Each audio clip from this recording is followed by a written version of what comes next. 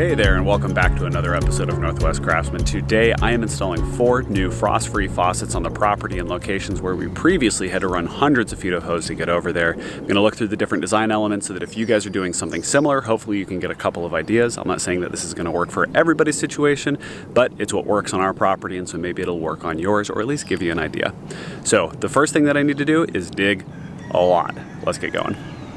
I take that back. The very first thing that I did was I called 811, my local dig utility, to mark out power and cable. These are a little bit faded now because it's been a couple of weeks since they came out and marked it. But you want to make sure you mark all your utilities so that all of your utilities, goodness gracious, so that you don't hit any of them. So the first step that I'm going to do is that. Second step is now to dig by hand around the utilities if I'm going to be anywhere near them, which in my case I am. So that's what you're going to see me doing.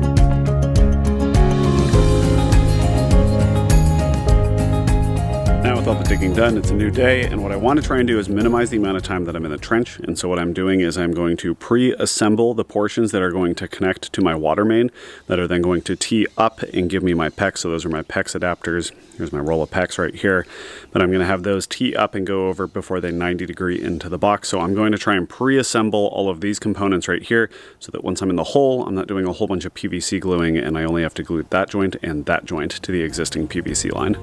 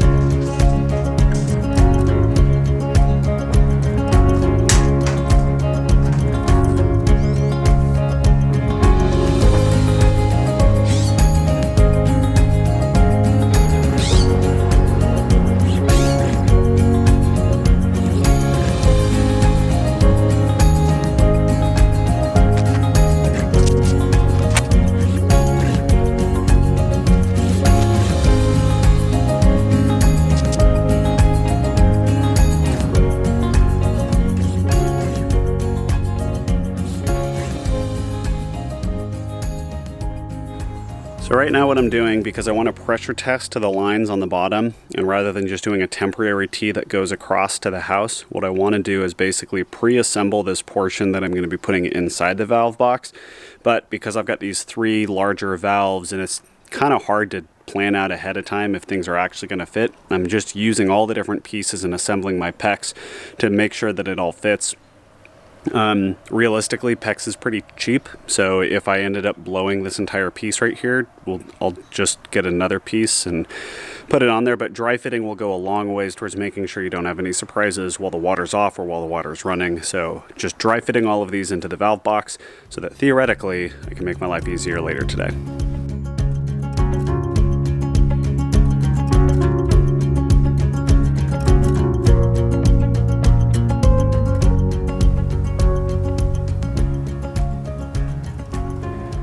With all of that pre-assembled, the next thing that I need to do is actually shut off my water. And now we start getting down to the nitty-gritty busy stuff, and so there may not be a lot of good footage in these next parts. But I've calculated with how long my water line is up to the road and then back to my house, I should be expecting about 16 gallons to come out, even if it's off at the road and off at the house. That's what should be in my 1-inch pipe coming back to this hole. So I have a hand pump right here that I'm planning to pump all of that water out with, but I want to try and keep the hole as clean as I can so that I get as little dirt in the line as possible. So what I'm going to do is I'm going to put this trash bag, I dug underneath my lines by quite a bit, and what I'm going to do is I'm going to place this trash bag as far out and around underneath so that as that water starts coming out, it's not making a muddy, slurry mix in the bottom. Theoretically, it can stay cleaner. I don't know how clean it's going to stay, but it's worth a shot. And then I'm basically going to try and pump that water off as quickly as I can to try and keep the water level as down as I can. And we'll see how that goes. See you guys in a second.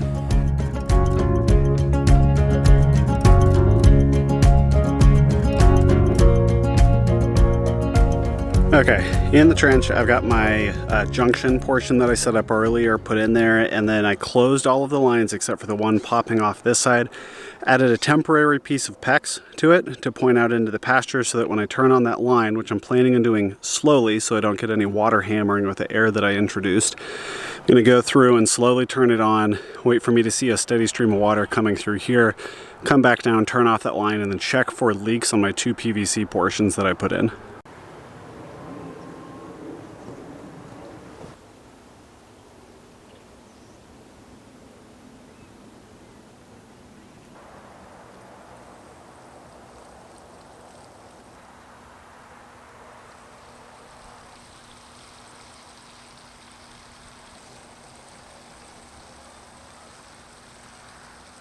Alrighty, so here actually in the trench after that test, when I was talking about putting this line straight out to the pasture and having it on, the reason why I did that is to flush any of the debris out here. Once I close that and all 3 of them were closed, then I'm testing that portion of the PVC coming in from the city.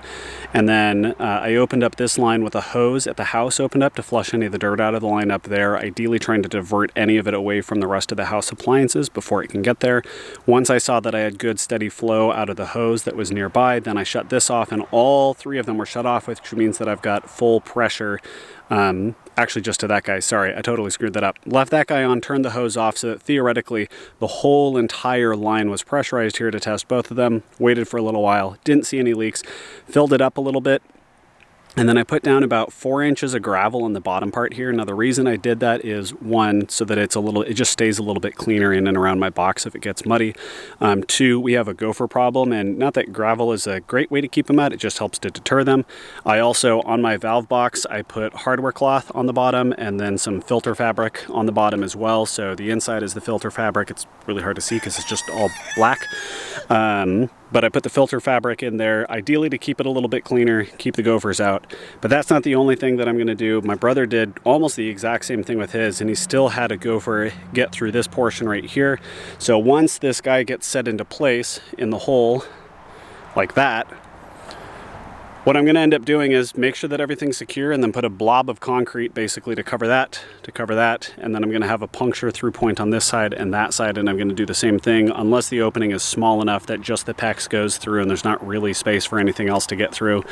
I know it's kind of a pain, but the beauty of PEX is that if we really need to expose this again, I'll just cut it a little lower, put a coupler in, and then redo my fitting the way that I need to. But I really, really, really do not want this to get filled all the way to the brim with gopher and dirt.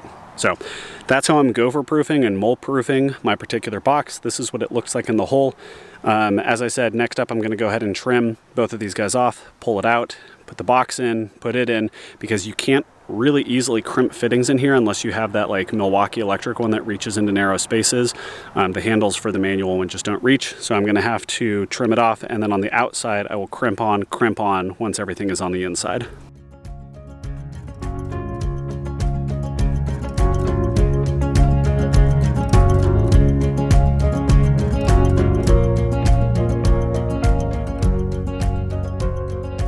Alrighty, here we go. Water onto the house.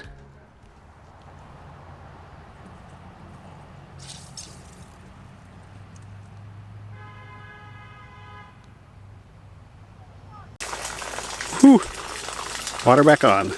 Alrighty, and with now the arguably the hardest part of this entire hosing project done, I can go ahead and start running my lines off in all of these different directions and then tap it into the box.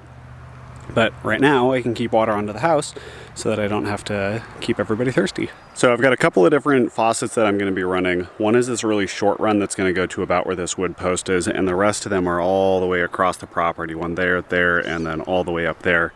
I'm going to go in more depth for this particular portion right here so you guys can see what it is that I'm doing, and then I'll time lapse through the rest of them since it's basically going to be a wash, rinse, repeat. So the way that I'm planning on doing it is I'll pop a hole in the side of the box over here to the valve that's pointing this direction. I may need to clean the trench up a little bit to give me some space because the 1-inch PEX doesn't like to bend very much.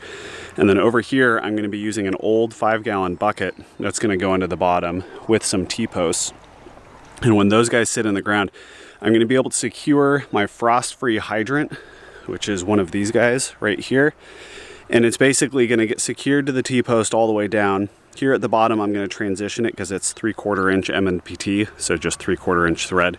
And it's going to go to a PEX fitting. But this is going to sit inside of the 5-gallon bucket, and then the 5-gallon bucket's going to get filled with gravel so that I've got consistent drainage sitting here around the base of the hydrant. So first up, I'm going to go ahead and prep the bottom here, then I'll prep the 5-gallon bucket, get the T-post in, and kind of show you guys what that looks like when it all comes together before I put all the gravel in.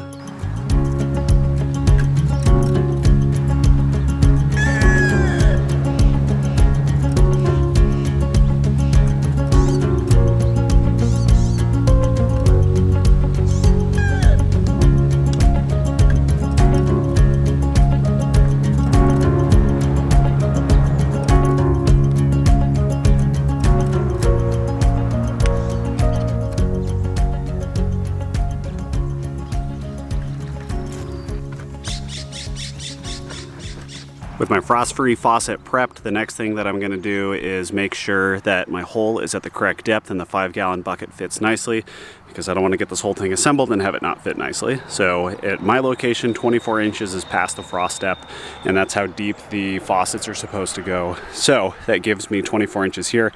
Now to prepare the bucket, I basically need to have space for a T-post to go through it, and then have the PEX to come in this side, and then I'm going to put a couple more drainage holes around the perimeter so that as it fills up with water, or in the bottom, so that as it fills up with water, that can drain out and I don't get puddling water sitting there in the bottom of the bucket. The whole purpose behind the bucket is just to keep the gravel contained so that I don't have to use as much gravel, because you can see how wide this trench is right here, and if I was going to give myself enough room for the frost-free faucet to weep as it lets all that water out of the bottom of the faucet, I don't have to put a yard of gravel in this particular area when I can just limit it to the 5-gallon bucket.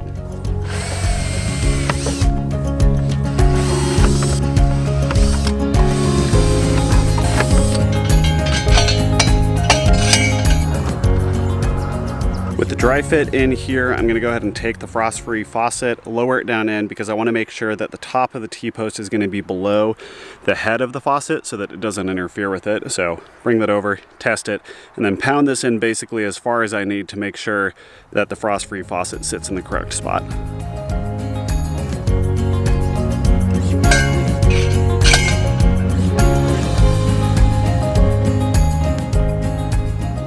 With the T-post at the correct height and the bucket in place, I'm now going to measure how much PEX I need to get from my valve up there over to here, and then I'm basically going to attach it to the bottom here with that outside of the bucket so I can use my large PEX clamps, wherever those went, and then I'm going to lower it into the bucket and secure it to the T-post.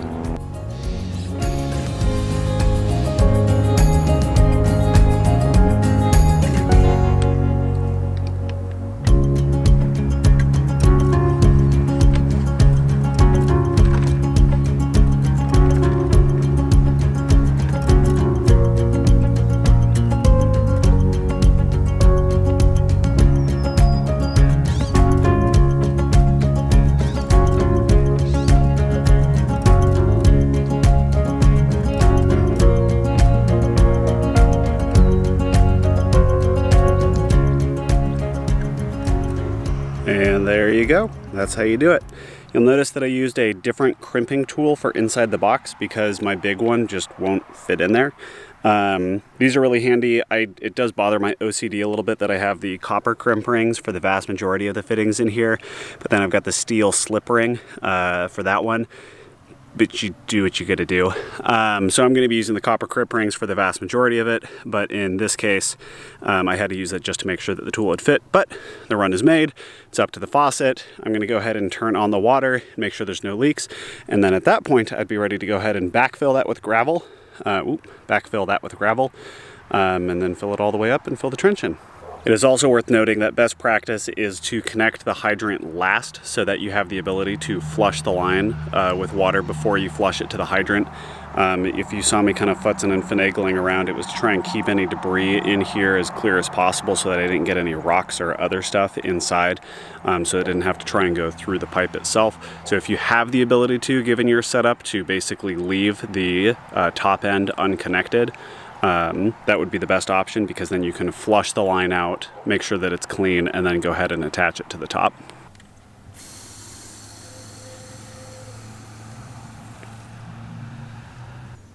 There we go, no leaks. Just put a little bit of water out here. There we go, we have water. There, you can see how it drains out the bottom right there. So quick interlude before we do a time lapse on the rest of it. If you're wondering why I do frost-free faucets, it's because of this feature right here, which will drain out the entire hydrant all the way out to the bottom underneath the ground, which means that I don't have to try and frost-proof these in the winter, frost-proof hydrant or frost-free hydrant, kind of by its name, means that it's going to drain all the water out to below the frost line so that it's not possible for this to freeze during the winter, which is really handy. Just makes my life a little bit easier as we get cold in the winter. But that little valve down there, that's why it's frost-free.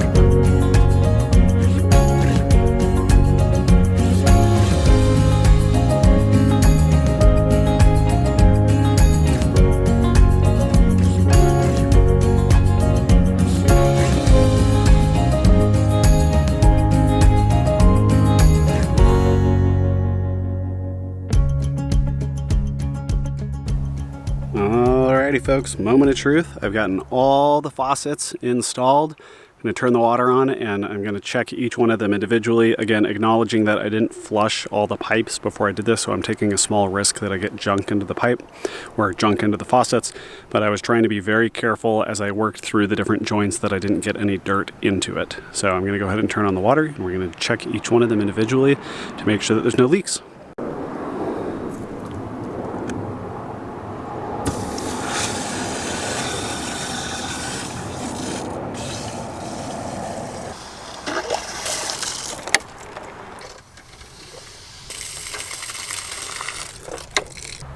Okay, first two look good. This guy doesn't look like he's leaking here. Let's go check the last faucet up here.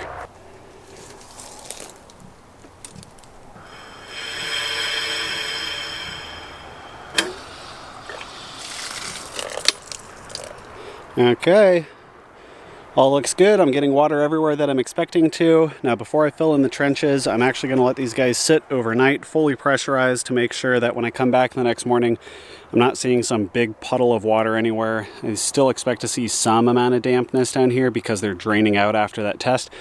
But all of that air that was coming out of the line first, I wanted to make sure that I purged all of that so that the lines are full of water and water only.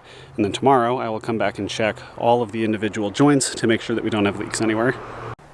Okay, so it's not tomorrow yet, but I figured there was one other thing that I could do. This theoretically would be totally fine to leave all on its own, bury it, be good, have water at all the different locations. But there was one more thing that I wanted to do because all of my pipes are run somewhat irregularly. There's not really a good way that I'm going to be able to measure off the fence to try and figure out exactly where they are. So I want to add a tracer wire to this entire system so that I have the ability in the future to go through and mark out where my line is so that if we're digging again, I know exactly where it is. You also probably saw this earlier, but I did confirm that everywhere along this trench is a full 24 inches deep, or in my case, below the frost line. So I know that they're going to be at least 24 inches deep, but I'm going to add a tracer line to each one of these. Now that involves a couple of different things. One, I need to put a ground at every single one of my faucets, which theoretically I could just use the faucet because the water should be grounded back at the city. But the best practice that I could find was to throw a ground rod in at every single one of the faucets. And then I'm going to run a tracer wire back, tee it in here, tee it in there, run it back to the box, because then I can energize the tracer wire at the box and follow the line all the way down to each one of the different grounds and mark out where it is. At least that's what I could find online. I am no tracer wire expert, but that's what I'm planning on doing next so that I can find all of this in the future. In case you guys are wondering about some of the details about the products that I'm using for this tracer wire, the ground rods are just regular 5/8 inch zinc coated or galvanized ground rods. They've got ground rod clamps that look like this. They've just got a screw that'll clamp in on it. And then there's actual tracer wire. The recommendation is not to use any old wire off the shelf because this has a thicker insulation and coating to make it more resistant to all the nastiness that it's going to experience when it's running underground.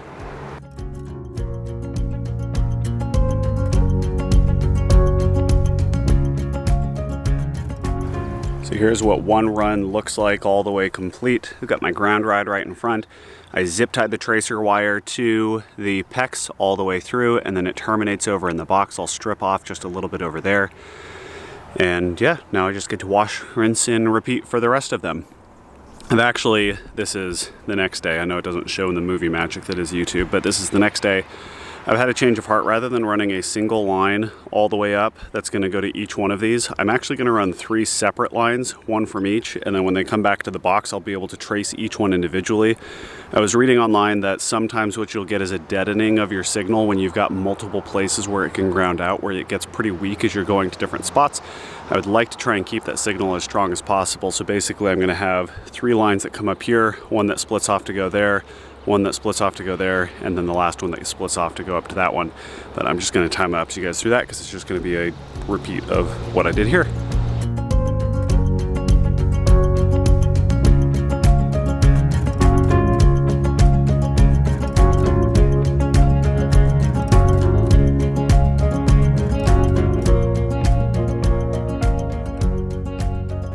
And there we go, folks. Tracer wire attached all the way down and through. Quick reminder, if you see that little blue thing, I was about 6 inches short.